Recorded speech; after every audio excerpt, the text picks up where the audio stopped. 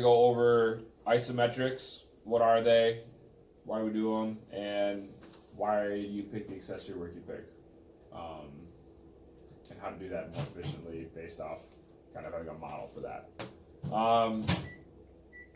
So, we just got done with an eccentric block. Why did we do that, Trevor? Build, size, mass. And And have more time under tension. why is that important? Because it wasn't so much strength focused that it's been focused. We took time to focus more on building size and having a bigger frame. Why is that important? To protect the athlete in their sports. 50% yes. Mm-hmm. That's part of it. Alex, you know the other part of it? Well, a bigger muscle can like have more what's it called? Like yes. Bigger muscle could have more. Bigger muscle can have more, yes. I don't Hold know on. what that means. I'm saying. Let me go. It also slows down technique, so you can work on technique better. Sure. Well, that's something. But where Alex is going, I like where Alex is going with this, if you can figure it out. A bigger muscle can have more not neurons, but like more like receptors for like. I think you're just making up fancy words to sound smart. I'm not. I'm trying to think like. Just simplify it. I'm trying. I'm trying to think of the word so that I can simplify it.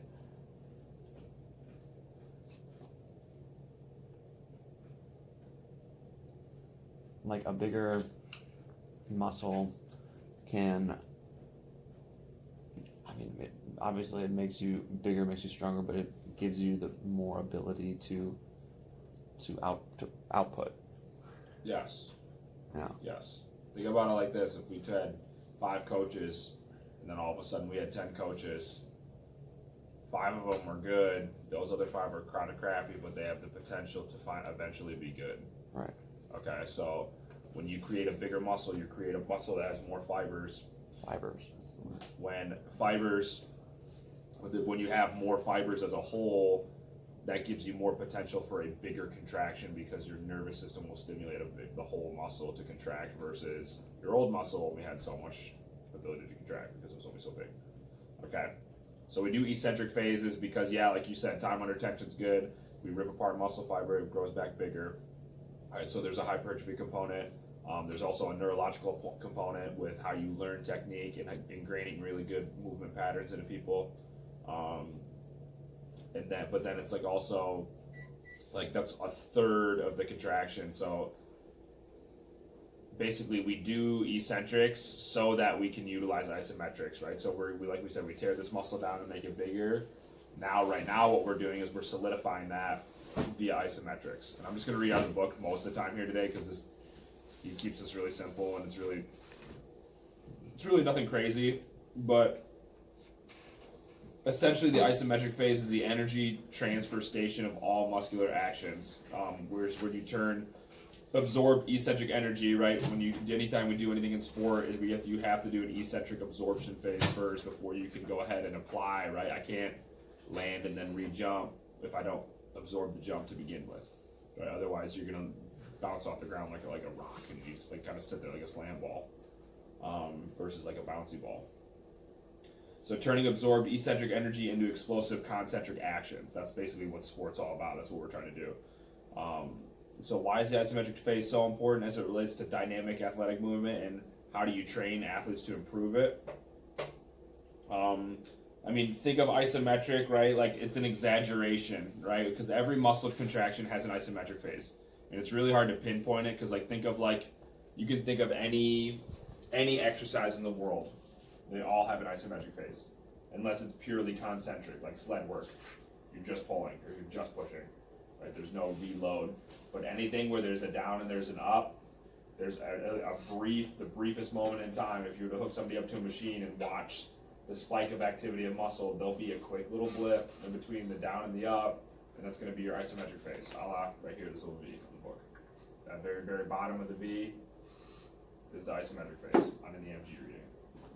Okay, so basically what we're doing is we taught people how to absorb, and now we're teaching people how to apply force, essentially. Alright, and when you think of a contraction like that, it's that isometric, which you think of like static hold, right? And it's not so much that like your muscle is like staying at the same length, right? Because it's contracting, so it has to shorten. It's more so like, if you think of like a iso split squat, if you don't hold the bottom, your knee and your hip stay the same, your joint stays the same, and the muscle tightens and shortens, and that allows you to kind of recruit more muscles, like we said. Okay, we're trying to either recruit more motor units, or we're trying to increase the rate at which each of these fibers fire. Okay, those are like the two ways that isometrics get you better. Alright, so a good example he uses,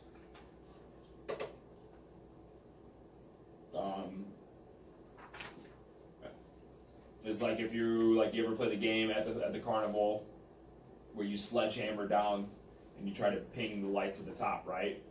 Think about it, like the more force you apply to the little like landing pad with the hammer, the more lights turn on. Okay, it's the same with a muscle. So like the more like the sledgehammer would be an eccentric action coming down, and then the higher resulting level of motor unit recruitment must occur, or more lights turn on to decelerate to stop the load, right? So we created this bigger muscle that can eccentrically handle more load, but now gravity is kind of like the isometric phase where like it has to stop it at some point and then reverse it. Okay, and so with that, we're basically teaching people how to recruit more muscle fibers or recruit fibers faster.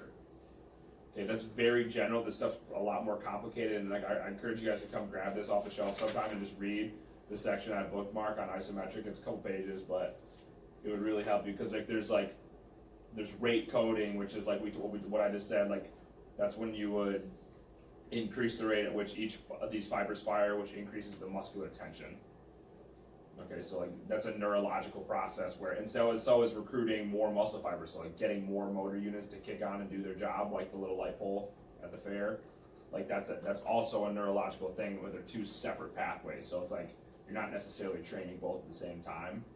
And this kind of will go into details like which one are you training and why. I think with the people we work with, it's pretty clear like why we would do something like this. One, for just obviously like the sake of a muscle contraction, like just teaching them how to yield, teaching them how to absorb. Like that's how you get better at cutting. That's how you get better at agility. Is like, can you absorb faster and apply faster than your opponent, right? Like you think of like Barry Sanders is a great example. Like the dude could just absorb and apply force faster than any human on the football field. And he had access to certain like ranges of motion in his body where he was like, he could get into these crazy shapes where maybe he has to like get super low and then come out super tall, and like that would get somebody to eat it and like totally miss him. So I guess where I'm going with this is like, why, apart from that, like why would isometrics be important? And this is going to kind of tie right into what we're going to do next week, picking accessory work. But like, when we think about most of the people we work with, like as a whole, okay, like the most average person we have, why would isometrics be a great way to help them? Period. They don't get it at school. Good answer, yes, but not exactly what I'm looking for. But you're right. Just like start firing off ideas. Like I'm not. It just teaches them better body awareness and control. Yes. What else? More fiber recruitment, we talked about. Yes. What else? It gets them just to be stronger in a static position. Mm-hmm. Why is that important for who we work with? It's athletic. Mm-hmm. Yeah. Still going, like you guys, like not on the right path for sure. Just like keep Creating stiffness. Creating stiffness. Yeah. So that's probably the closest that we've gotten so far. Is like, why is that important for who we work with? think of who we being work more with. athletic, just like you said with Barry Sanders. Just well, it makes you faster because I mean, like I said, like we work with a lot of youth athletes who need to go more from the what we said that like chaotic side Exactly to the what I'm rhythm looking side. for. Yeah. Think about it. Everybody we get here, like, cannot control their body in a straight line, let alone side to side. Like, we got somebody to cut or do a crossover step, it's crossover, do, and they stumble to catch their balance and then get stiff.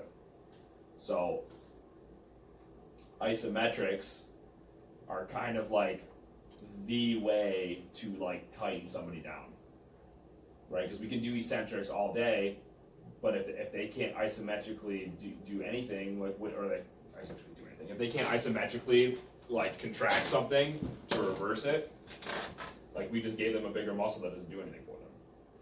So it is much more athletic, and you guys are all right in terms of like, yeah, like ISOs like make you more athletic because they 100% do. But like in terms of like we get these people who these are what we have like our rigid people, right? We have our chaotic people. Like 90% of the people we work with are chaotic.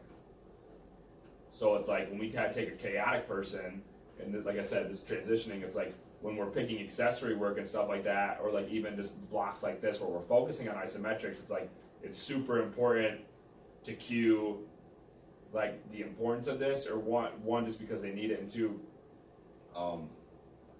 if you get them into the right position, they're going to be able to maximally apply force without you even having to really coach how to do that. Just because if you put them in there with the right weight, they're going to have to find a way to overcome that weight at a certain speed. So coaching isometrics, a couple of key points with that is like you need to drop it like it's hot. So like think of a bench, a squat, or even like a deadlift. It's get down there. Like don't just lower it down there. Get there. So like athletically, like I like almost was telling Colin and everyone yesterday, like, hey, like pretend like you're doing a snap down. Snap down, catch the weight, 2, 3, and then you stand up just as fast before you tap the floor. So like instead of like just sitting back, waiting for it, because most of the times kids will kind of freak out. Like I know it's like the first set's always gonna be terrible where they're trying to figure out like where's that stopping point. But you want them like right, like their hands kind of right at or below their knee just a little bit for like a deadlift. This is for more athletic purposes, correct? This is for like when we're coaching this out here, yeah. Right, because 100%. if you were to slow down the eccentric part and then hold it, wouldn't you be getting more muscle fiber recruitment? Exactly, because of that whole sledgehammer analogy. Right. Right, if I slam down and then have to stop it on a dime, every muscle in my body has to catch it, per se. Like obviously it's an exaggeration. And then coming out of that tension, if I say I gotta like shoot out of this, it's almost like you're gonna do a trap bar deadlift jump out of it, is what I'll tell people. Then that takes advantage of the concentric just as much so as the eccentric. So it's like you're because like you can do these and you can do them very poorly, very easily. Like it's very easy just to be like, oh, okay, we're just kind of like flopping around. But like if you can't drop it like it's hot and stick like a statue, we're probably not getting the most out of it. And same with like a bench, right? Get to your chest, hold it there, don't touch your chest, like hold it like an inch above your chest, and then tap and go out. Right? Because in that way, you're not only getting the isometric, but then when you go to do that little dip drive, same with the deadlift, same with everything else, you are getting a little bit of a stress shortening cycle in there, which is good because the tension was created by that elastic like stress shortening cycle in the first place. It kind of stops you there, and then you go and you rebound out of it. And then same with the squat as well, right? Get down there like fast because you want to take advantage of that rapid eccentric to create a really good stretch, kind of put all your muscles on stretch so that they can contract tight, because a long muscle can contract more because it's what's called length tension relationship.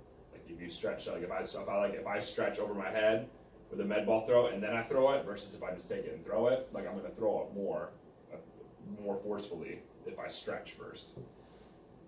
Kind of think of like a rubber band effect. But like you can even like start like, and I say this is like kind of like, this is a good opportunity for us to kind of start like when we start to look at accessory work and how we pick things and like going off the script more and stuff like that. It's like, hey, like maybe most of my kids like do need to do like some isos or like more control stuff that's going to create more of that tension, more of that like, or less of that chaoticness, where it's like, because what will we see? It's like we'll see someone split squat and it's like they're literally just bouncing off their knee off the ground, or there's just no control up top. So it's like when we try to slip in these like what we call constraints, where we have to slow them down or stop them and then have them reverse that, that's kind of all about like picking like that based on the person you have, right? Because like you can take someone who's really rigid and tight and compressed and can produce a lot of force right now, but you just keep feeding that into their body, they'll get really good at that. But it's like, at what point like does that return diminish?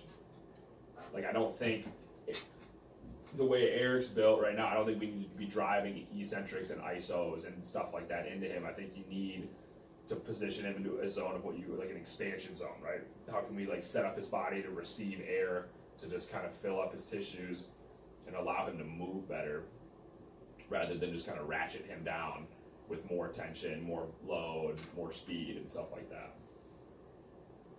Does that make sense? Mm-hmm. So like when you guys pick your accessory lifts, like if you're looking at the sheet, like you almost have to see like how do I pick something for someone who's rigid, how do I pick something for someone who's chaotic? And there's actually a really easy way to do this. I'll post this in Slack, but there's a little. Would rigid people look like JT and Ash? Yeah. And JB and stuff like that. 100%.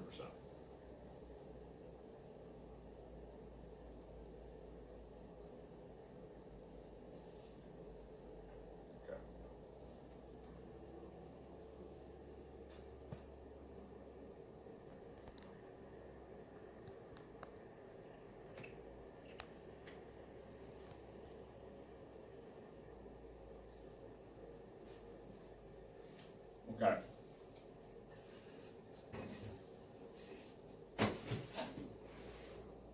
So this is a movement propulsion arc. Okay, this is made up by Bill Hartman, and then Pat wrote about this in his book, like at length. Look over chair.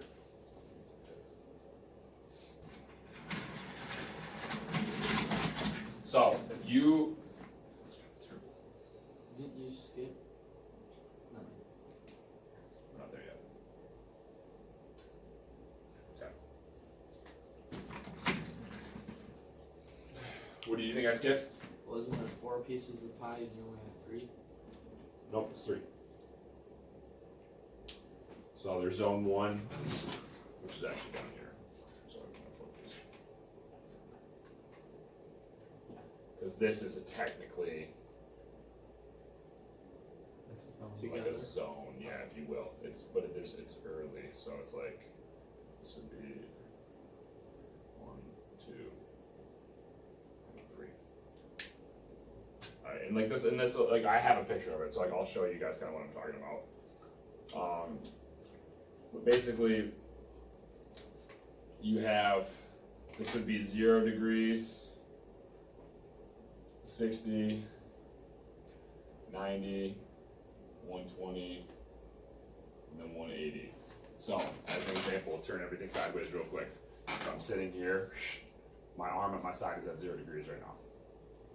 As I move it to 60, I'm in zone 1. Transitioning from 60 to 90, I'm in zone 2, zone 3, and above. Or I guess it'd be zone 3 all the way up, okay? All right. Now, the cool thing is this zone right here is going to be associated with compression. So, like above all else, like you think we do anything in this zone, and this is a squat, this is a bench, this is a whatever you want to do. It's going to be a compressive zone. So if I'm reaching here, like think of a bench press for example, if I go here, I'm going to compress myself. If I do an iso squat, a squat iso hold at 90 degrees, so pause right in the halfway through, I'm going to be in a compression zone. That's where you have to create max compression to come out of it. Okay. And you could think like even if I lower down to 90 degrees elbow flexion at my side to bench press, that's where I'm gonna have the most amount of force produced. Or if I set my hips up in a deadlift, when I reach 90 degrees, at 90 degrees, that is the point at which I can apply the most force on the ground to stand up fast. So when we think of compression, does anybody remember kind of like the associated like ranges of motion we talked about a few weeks ago that kind of go with that? Because we know we have like our For compression, are you talking about like external rotation? yeah, like those ranges of motion, like what goes with what. Who's that? Amy Hobby. Huh? Amy Hobby? Oh, I called her back like twice. I thought It's a lead. We'll get it later. I'll call her back.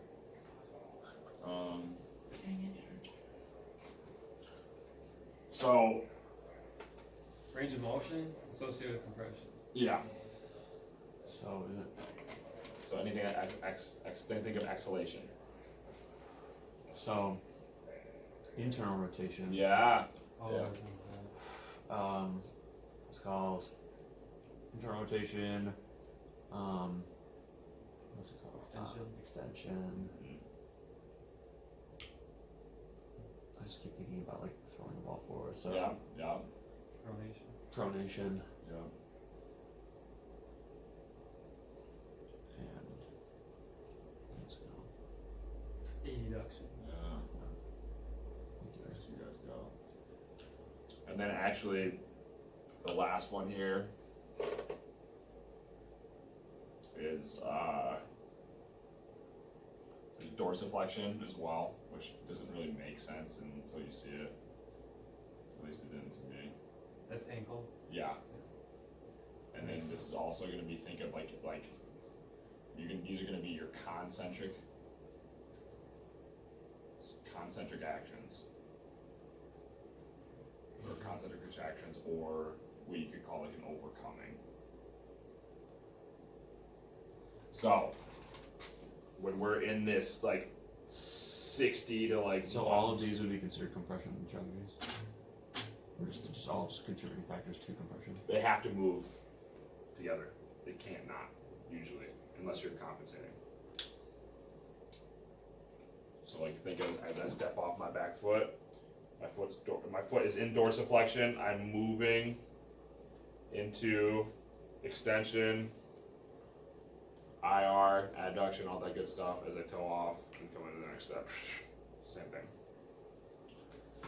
So basically, if you look at whatever joint you're training, you want to make sure that whatever we're in is going to be in 60 to 120 degrees. And that's going to bias you towards being compressed. Alright. And then the opposite would be true from 0 to 60 and 120 to 80. You're going to have expansion.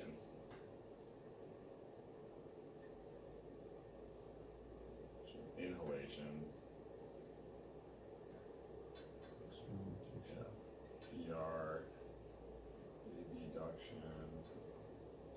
Deflection. Yeah. Deflection.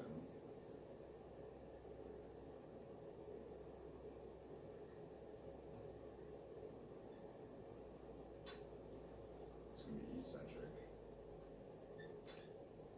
Or yielding.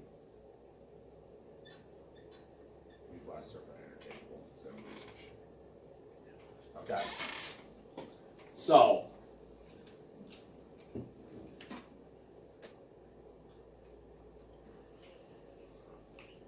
with stuff like this, if I get someone who is wicked compressed, right, I can pick activities in these zones. First, this would be zone 1, you'd start here, and then you would progress through to here. Now keep in mind, like, every joint action is going to have this. So like even if I pick like something that's going to bias me towards this, it means you're just going to be more in here. You're still going to have to go through this whole range of motion at some point. I mean, unless you're just doing partial range of motion stuff, but like think of like, okay, like if I need to get more expansion, front foot elevated split squat. Why is that? Because look what happens when I put my foot up on something. Like, look at my ankle right here, 90 degrees. You see that? How like I'm like my knees straight over top here. If I'm set here, I'm pretty stacked. Okay. If I put my foot up here, what I just do? I just bought myself backwards. Okay. So if you look at my shin in relation to the ground, I am not at 90 degrees anymore. I am kind of in that zone 1. I'm more like 0 to 60 degrees. Okay. So what this allows me to do, right? Because if I take this away, my go-to is going to want to be to compress down, because I'm kind of like in this. Right now, I'm in mid propulsion, more like I'm in zone 2, moving towards zone 3. This just bought me into I'm in zone 1, moving to zone 2.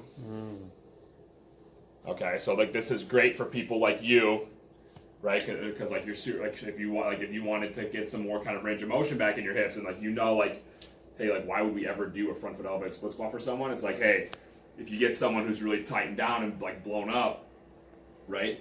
That you're gonna see them, and we've seen this the past couple weeks, right? You put their heel on the wall, what happens? They just want to fold over in half. Like, you're really strong people suck at this because they can't expand their body. They're so compressed down. So like that's why like you'd see someone like you can literally like without coaching anything, like because like maybe you're telling them, hey, tuck your hips, and they're keeping them tucked and they're doing it all that everything looks good, but it just still looks weird. It's because they just don't have like they're starting in a compressed spot and moving into a more compressed spot. Because they're taking the path of least resistance. Yeah, they're doing what they're good at. So, right? Because like they're good at this stuff for the most part, or not even more than like all this stuff. But like you think of someone who's strong, like they have to extend, and they have to push through the middle of their foot, and that's going to IR, and that's going to adduct everything in. Like if you stand upright, like you should almost feel like this kind of instep of your foot anytime you stand up in a deadlift or a squat. That's going to be where all your power comes from. Or like even a throw, if I pronate my foot down, all that's going to extend from my back hip and shoot from out the back. So if I put someone in a position like this, and obviously like the higher I go, the more I'm buying for them. At that point, it's like, okay, now I just put my leg in kind of early propulsion, right? Because this would be early, mid, and then late. Now what can I do to like further help that out, right? Because if I'm here, that's probably going to help for me. But like if it's like if I need more like expansion up top too, it's like, hey, like what are my elbows doing? So it's like if I get my elbows at 60 degrees, what's that? It's a goblet squat. It's going to further drive me back. Or even What like up here. When you think because your weight's in front of you, it'd be pulling you more towards. Look at the angle of your elbow though. So because you're going Because up, because look, if I go here, 0 degrees, 60, that's related to all this stuff. So it's gonna allow me to open up the backside. So then if you're front squatting with a barbell and your elbows are at like 90, Compression. it's compression on the front, but like super expands like my back. Or am I not thinking about that correctly? It doesn't. To a degree, like it'll block your back because eccentric, like that stretching blocks your backside. Oh yeah, it's not contracting. It'd be turned off. Yes. So then, Right, because what do you feel? What's working most in a front squat is anterior. It's like a front squat anterior. So like you're getting a lot more quad, you're getting a lot more ab activation than where if you to throw it on your back. That still kind of confuses me a little bit, but I think about it, right? If I'm reaching in the zone, I'm gonna get actually more front expansion if I were to breathe. Like when you lay down and do a reset and you reach here, you're narrow. So what's narrow? Narrow's tight on the front. You're blowing out the front by reaching forward.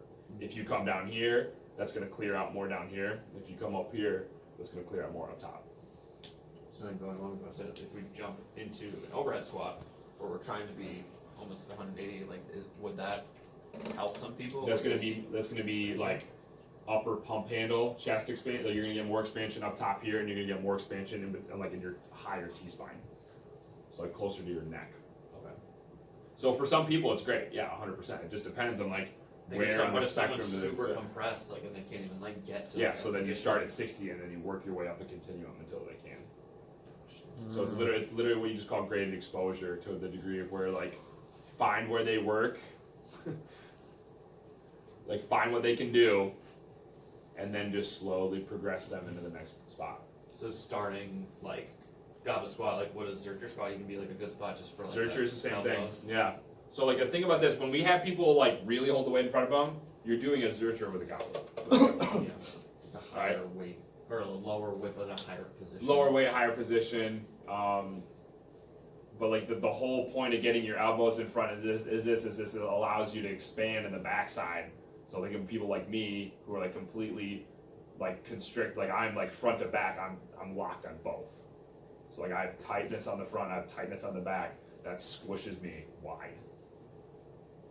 Because my muscles on the back are so toned up from all these years of rowing, all these bilateral exercises where I'm just stuck in this one kind of plane. That compresses you. Like think of like a bench press, for example. Like I'm literally holding a weight that's going to compress me down. I'm on a bench that's compressing my back. I have no room to blow out expansion.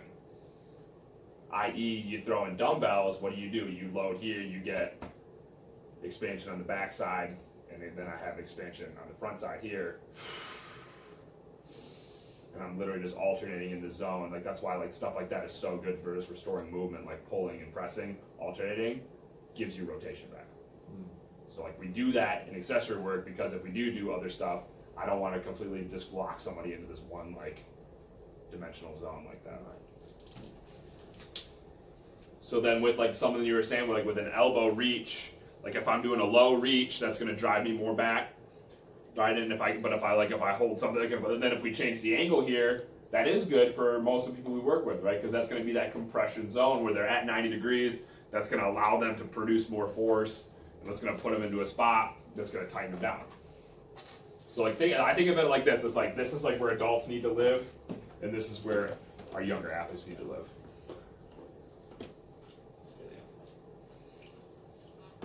And so like this is kind of like I haven't found a way like to kind of I'm going to have to go through an exercise pool and kind of like divvy stuff outside to side. So it's like hey, like we get a new person, like they're going to be. Like we can literally just write in the notes like hey, like chaotic or rigid, and then like based on what they need, it's like okay, cool. So like this is like a rigid person. They're gonna get this template. They're gonna have these 3 exercises. They're gonna start at level 1. We're gonna progress them out for the next 3 months over these 3, and like we're gonna give them more what they have while making them stronger and give them more options. So based on the propulsion arc, like not often are you gonna want to have people doing like a lunge or a split squat variation with it just like down at like 0 degrees.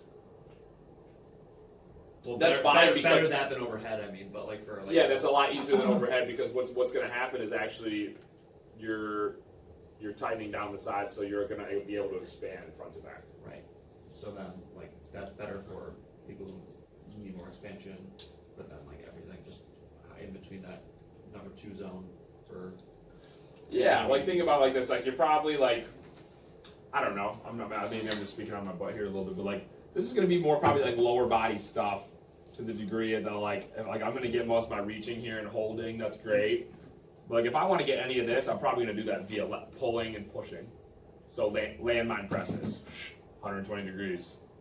Overhead presses if they can do that without kind of cheating, which most people can't.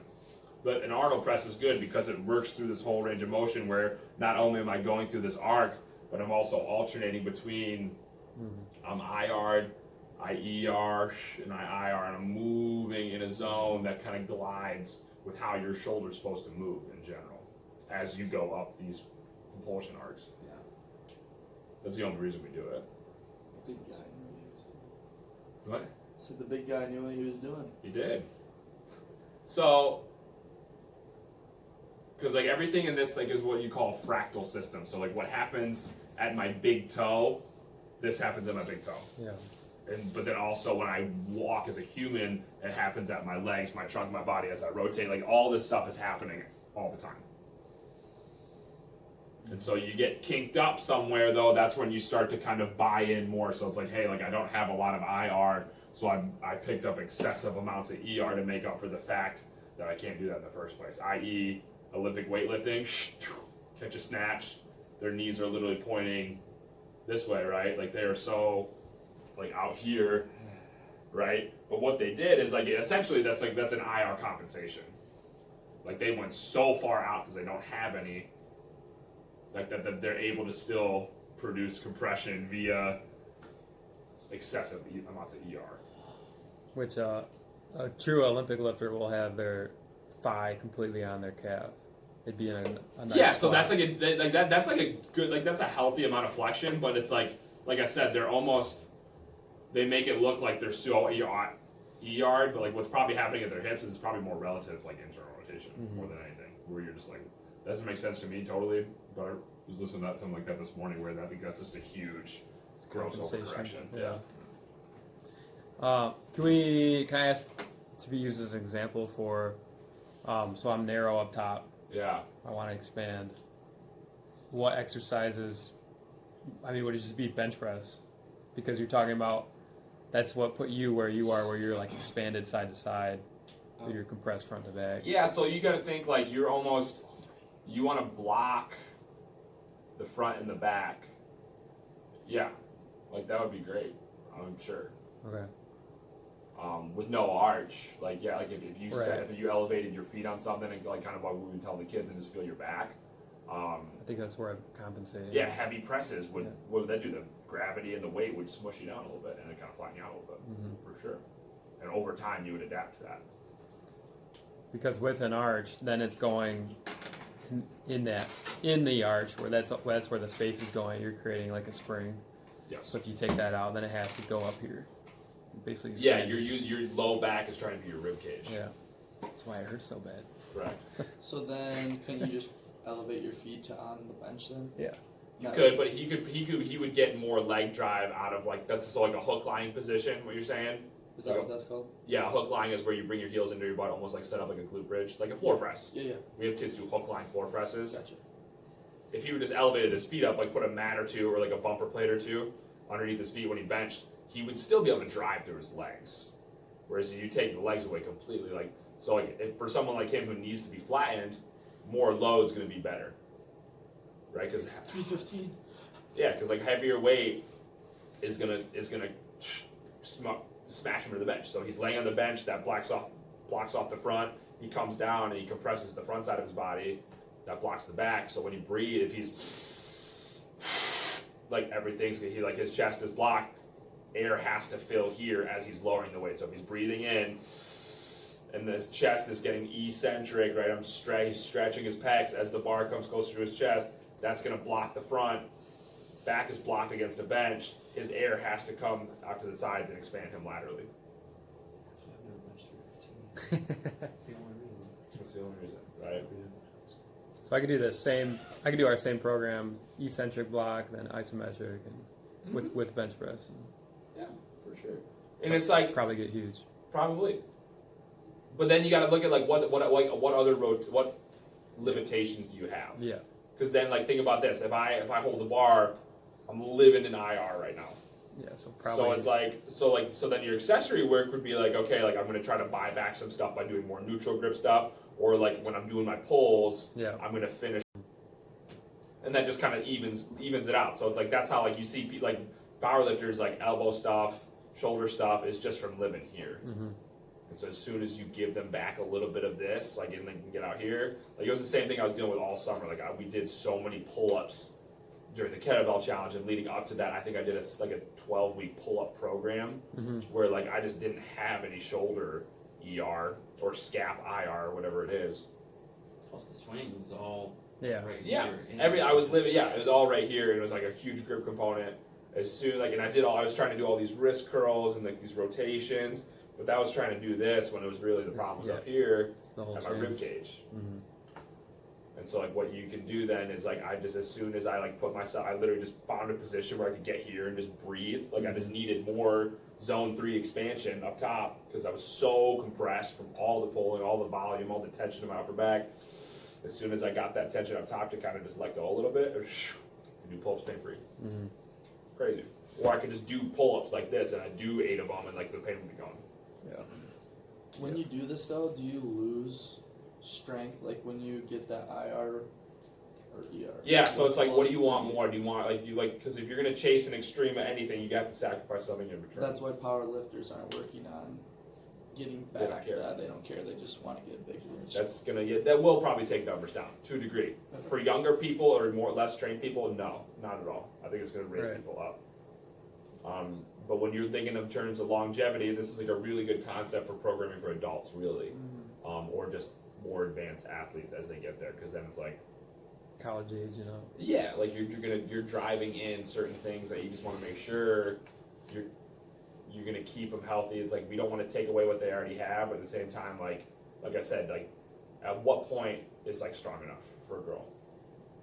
Right? Like, do you know? Yeah. I don't really know, but you can tell when you start to see like girls getting weight, like when they're getting better at the weight room than they are at their sport. It's like, okay, we're robbing them of something because they're finding a way to get these weights up, but then it's like they go to the court to move around. They don't have the ability to get into hip to hip and And- change direction. This could be seasonal work too, where you Oh, dude, yeah, like this is in season to the T. Right. Like I like just watching my outfit. Like we give a kid like a single leg work, like expansion based activity to kind of just like tone him down. We give him some ab breathing for some positional stuff, and then you do some alternating pulling, some alternating pressing. So we're restoring movement while building some strength. Easy pickings. That's the whole reason the accessory program is the way it is for like this block. It's like let's drive all because we're taking away range of motion and the lift, and then we just give it right back to them with alternating pulling and pushing and stuff like that. So now we're taking away the compound lift primarily for the in-season accessory. Yeah, because they're work. getting that same stress probably in their sport. It's Right. more sport specific. Right. So Or- that's why we're really pushing more expansion-based activities like in our accessory work. Yeah, because I think like anyone who comes in here who needs to do a chiller day is probably only because they have they're doing enough to where like it's a stress. Like we can get like younger like middle school kids in here who come in here and like it's like, oh, doing this thing going to practice is nothing, or like coming here after a game is nothing.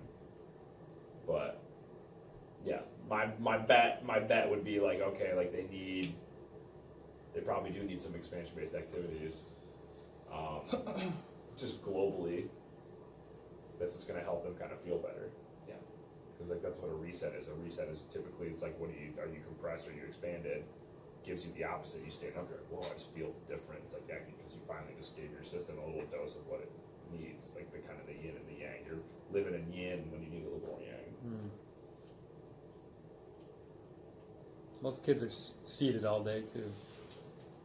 Yeah, and like most kids are narrow too, so like you're just like you're gonna see they're actually gonna be pretty good at some of this stuff. So that's why you almost like think like, oh, like this I coach the crap out of this like split squat, where it's like no, like they're just really narrow. So that means everything in the backside of their body can open up real nicely. So when they go to sit down and squat, it's perfect. But then you get someone who's like really compressed, or maybe they like via their sport they picked up some like tension in the backside that blocks that, or they're just untrained and weak, and then they just don't know what they're trying to feel. Then that's where you're gonna run into these issues where it's like you see most adults, right, sitting against a chair that's blocked, or like hunching forward, like that's blocked, and like when they come in here they can't squat because their pelvis is smashed forward on the front, smashed forward on the back, and they can't sit back into their hip to like even keep their pelvis up. So like that's why like we have such a hard time coaching adults. Is typically they're compressed front to back, and that doesn't necessarily make them wide. Like I'm sure like we test you're narrow, but you're still probably smushed front to back on every measure. That means you're gonna have limit both sides here. You're gonna have limits both sides here, and then you're gonna have limits probably flexion, knee to your chest, and an extension of your hip. And that's just because you want to be jacked and strong. Like that's just not a negative consequence, it's just a consequence. Yeah, I don't need it. Yeah. I don't need that. Yeah, see? Like you feel fine? A little sore. Yeah, see, okay. Well, it's price to pay.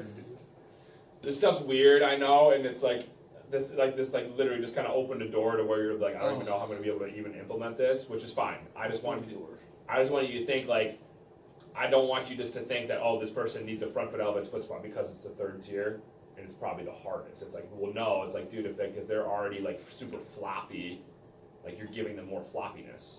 Mm-hmm. So it's like, I'd rather you load them up heavy here and really just kind of ratchet them down and just have them do a regular old split squat, because that's gonna transfer more into this compression zone towards the top. Cool, right? Though like Super very, cool. Yeah, very It's interesting just- stuff. It's a lot. There's a lot. Yeah. A lot of food for thought here. A lot of food for thought, and just so like now just use this to ask questions and like really think like, hey, like when I'm looking at the split squat, like what's actually happening? Like what are we actually doing with this? Like I know, like yeah, we're getting their legs stronger, but it's like there's motions associated with everything we do. So it's like, are we giving them more of this? Are we giving them more of this? Like hip shifting is a good example of that. Like right, like if I'm here, like so. This is gonna put me in a good position. Like if I need to get more like ER, like just if I shift back, like I'm looking at my shin, it's gonna go further back. So I'm getting even more expansion as I hip shift back. Or if I want to take that away a little bit, if I just kind of reach my knee forward here, like I'm driving myself in a better starting point. But I'm gonna get ER this, and I'm gonna get IR back here, and then same thing here. I'm gonna ER on this, IR here as I shift back. You're just how you position it. Like there's like yeah, like this is a split squat. There's a bajillion different reasons why you do it different ways. And you said when you want to ratchet someone down, you want to increase the load. Can't you just keep the load the same and slow it down too? That would also ratchet them down, wouldn't it? It could, for sure. But then you got to think about like athleticism as a play, and then that's coming back to the isometrics, right? So it's fast contractions, because we can make anybody big, but it's like what at what cost? So like that's why this model I like the triphasic thing, is because it's like eccentric. We're just gonna focus on it, okay. But then like as soon as we get back into isometrics, like it's definitely athletic, and even the way we coach the eccentrics is like it is a rapid, fast on the way up with everything we do. So it's like you're still getting the speed of contraction that's gonna mirror the athleticism and the speed of contraction in the sprints.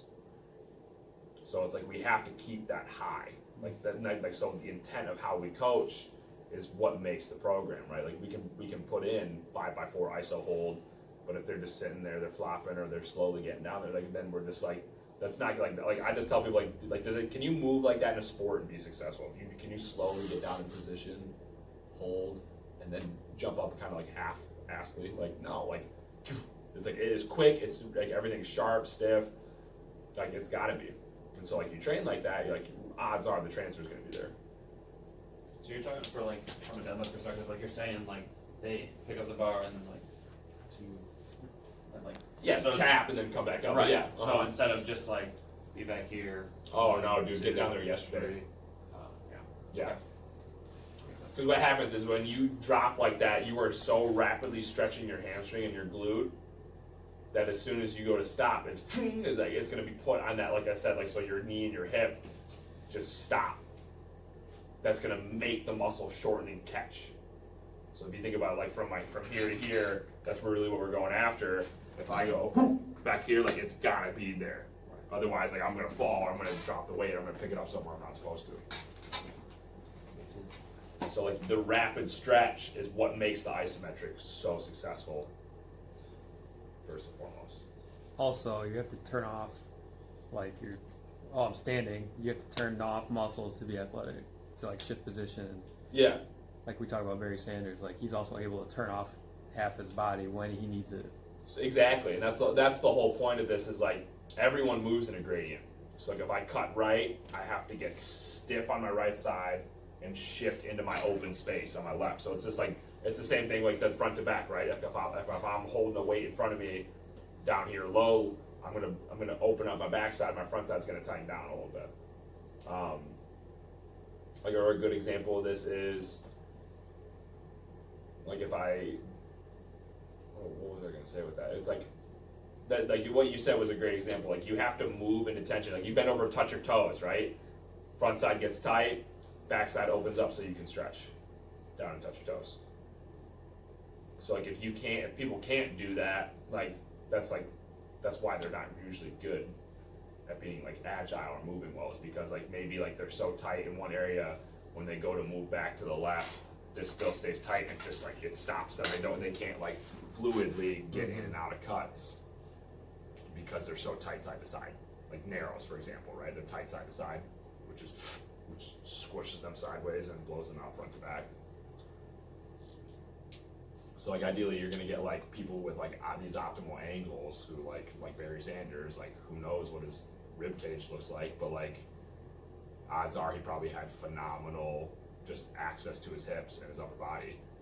And so he could get down here, he could drop really low, and he could side bend tight and like boom, and like just get out and just load into positions, and just one side of his body would tighten up, other side would get super loose, and he could just slingshot himself into the other side, and that's gonna really get him out of the cut. See, Yeah. Or Steph Curry. Steph Curry, like Tyreek Hill, like all these guys, like they're just, the speed of the contraction is just boom, it's so lightning fast, while the other side so quickly relaxes. That's how sprinting is, right? It's like the faster you can relax, the faster your muscle can contract upon the ground contact. So that's why we say when you're relaxed, if you're tight and you're trying to hit the ground, you're not going to get a good contraction because you're holding a contraction. And you're limiting mobility to get gravity to really get down there and get on top of it. So it's like, if I'm smooth, pop, like you're gonna have like, it's like a fighter, right? Like I lack my lats down here and I come to try to hit Trevor, like I am gonna feel strong because I'm like tight, rather than I just like give you a quick pop or like a quick right hook, like that's gonna have way more velocity. There's gonna be way more stretch and elastic response, and like it's gonna get this like bullwhip effect versus just like a ground and pound type effect. lights out, baby. A dodgeball. Trevor, you You guys got the wouldn't wrench? even Yeah, know you've what seen happened. Rocky a million times. I used to have a punching bag as a kid. I have one in my bar. I've had 6 punching bags. You're the best. You know what Bruce Lee said about bags? What? They don't have bags. Yeah. That's true. But no, I hope that was helpful.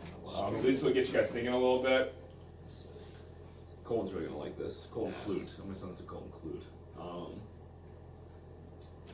But no, that's all I got for today. That's just stuff to keep you thinking. I'm gonna try to really organize that exercise pool, so like when we go to select exercises for programming, it'll be like, Quarter two rock. yeah, quarter two rock. And I think next week we're gonna try to write this last phase all together in the room. So next week we'll go over that. On Tuesday we'll write March's workout together as a group. Fire. Sick.